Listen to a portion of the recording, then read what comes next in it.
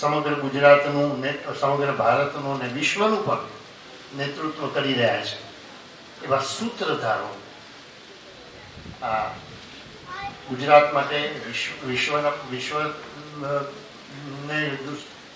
માર્ગદર્શન આપે એવા સૂત્રધારો ફરીથી અહીંથી પાકે એવી પૂરેપૂરી સંભાવના છે. કારણ કે જે રીતે એ પુરુષાર્થ આદરી રહ્યા છે, કરી રહ્યા છે, એ રીતે જોતા અહીંયાથી ચોક્કસ ઉત્તમ મનુષ્યનું નિર્માણ થશે અને તમારા જ કોઈકના બાળકો હશે. આ નાની સૂની વાત નથી. અને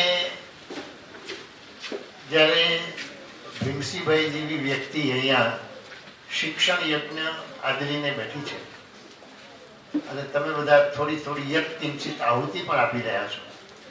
ઘણાનો સહભાગ છે, તમારા બેઠા છે એમાંથી ઘણા બધા એમને સહયોગી પણ થઈ રહ્યા છે. તો એવા અન્યથા કામ થાય નહીં.